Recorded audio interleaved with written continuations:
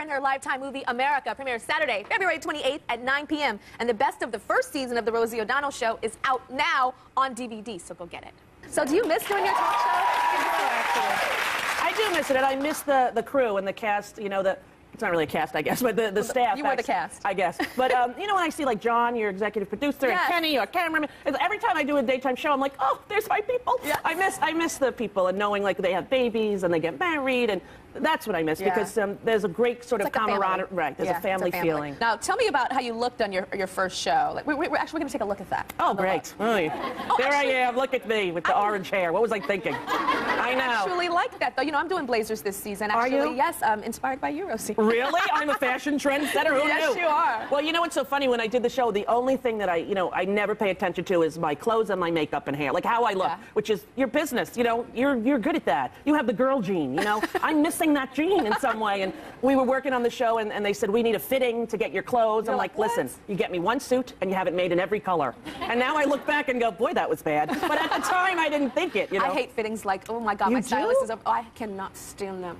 We made this bust of me so like they can fit on that, but then I lose weight and gain weight, so that doesn't work. Oh God, I hate a fitting just like you, honey. I understand. Well, that is good to know, because I have this illusion that all of you girly, gorgeous model girls love it. You know? Hell no. Oh no, it's like my worst thing: hair, makeup, and clothes. I'm like, ugh. If I could wear sweats every day and just a bandana, I'd be happy. Tell me how you felt when you, like, right before you walked out on the stage of that very first show. Were you nervous? Were you? You know, what were you feeling? From doing so many years of stand-up, I started doing stand-up when I was like 16 years old. So by the time I did that show, I was 35. I had almost 20 years experience in front of a live audience. That's a lot to fall back on. So I was a little bit nervous, but I played to the crowd. We had a crowd about this size, 177 seats, and it was like being in a comedy club. So I sort of just played to the crowd here, and then, you know, not really realizing it was going to millions of homes. Yeah, I forget that all the time. Yes, I did too. I think I'm just talking to y'all. Right, just whatever, say whatever you... Right. And then, you know, my life sort of changed dramatically in a week.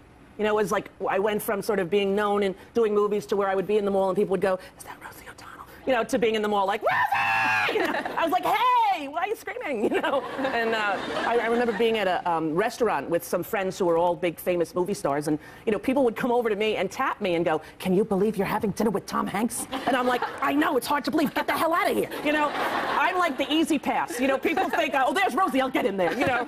Who's the most famous person in your cell phone? Madonna. Madonna? Madonna. She's the most famous person, period, I think. She is, right? You guys hang out and stuff? Yeah, you know, she's just moved back to New York with her kids, and so that's great, so we'll get to be able to hang out more. We have kids the same age. Same age. I feel like Madonna's not real. Really? I feel like she's this, like... icon.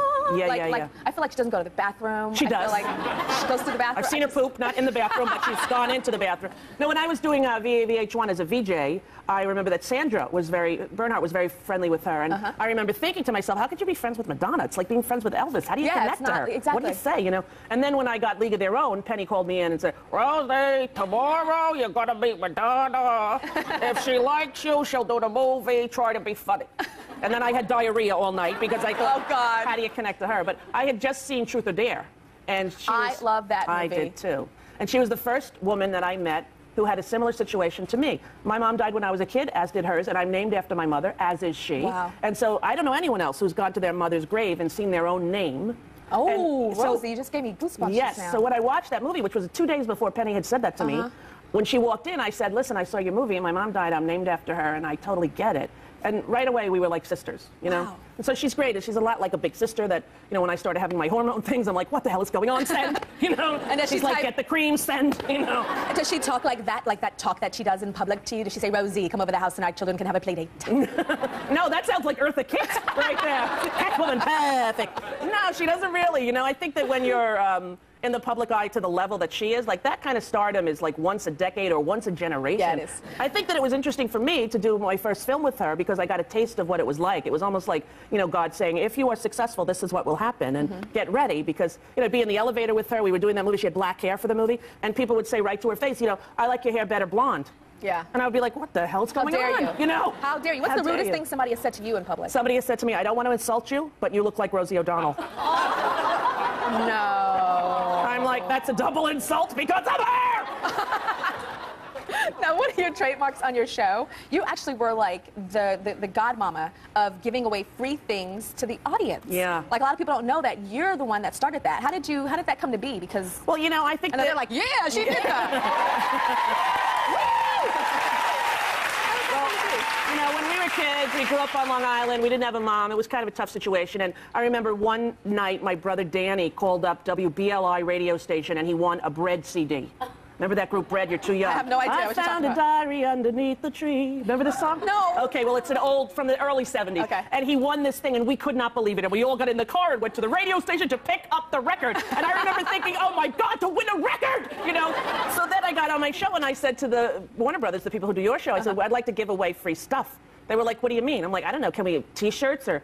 And so it started off small, and then it all got kicked off with Elmo, Tickle Me Elmo. My son was a newborn, he was almost a year, actually, and I got one at home in the store. I bought it, and he loved it. He would make it laugh, and he would lay on top of it and then laugh as it was jiggling him. And so I talked about it, and then they started selling. And then Fisher-Price called up and said, I can't believe you keep talking about it. We're going to give you $5 for each one sold. So I went, this is a great way to make money for charity. So whenever we would hold up something, and it was something that I liked to give away, we would insist that they give an equal amount to some charity in the country. And it was a wonderful way to muscle people into giving. So it was Tickle Me Elmo. Now what are you into?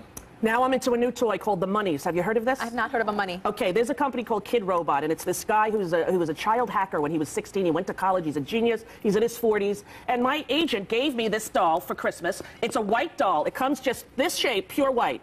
And it comes with a marker. And then you can design it any way you want. It's $10, and in the box also is an accessory. So like Cracker Jacks, when you open up, you don't know what you're going to get. Yeah. You could get a cell phone, you could get a hat, you could get shoes for him, and you draw it any way you want. Well, I became obsessed at Christmas. I probably have done 200 of these things. I drew this one on the way here in the car. No kidding. You drew all that on Yeah, I drew it, and then I signed it on the bottom. Dang, Rosie, you're very talented. Oh, thank you, Tyra. I have a lot of time to color. No, That's look what at that. No, Rosie, that looks like a computer did it. You know? Really? Like, it looks like...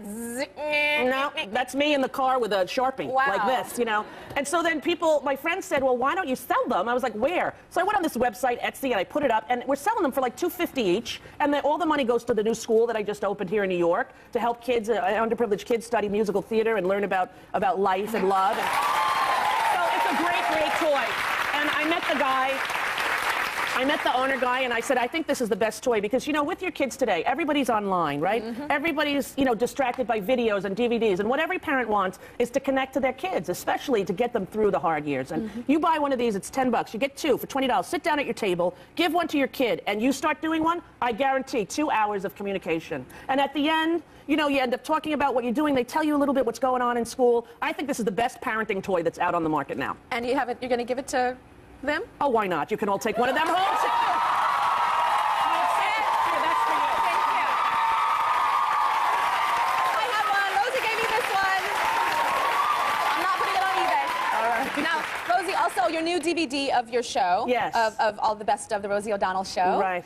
What happened was, you know, people were saying, why don't you do a best of? And since it was live, it was hard. Like, I don't really remember. You know, a lot of shows are in reruns, but ours was never able to rerun because it was live, and there were some issues with clearances and whatnot. But Warner Brothers got together, and they picked the best of, and they sat me down in a studio, and they had a screen behind me, and they just played random clips and had me talk about it. And it was very, very wild to see yourself, you know, 10 years later, or 10 years earlier, talking about what was real and important to you then. And it was the first time I'd seen it. Because you have to remember, a live show, that you never get to watch it. I did it, and then it was gone, and it never repeated. So a lot of them I had never seen. I've never seen. Yeah. And you have something special for the audience as well with that. We have one of those, too, for you. There you go.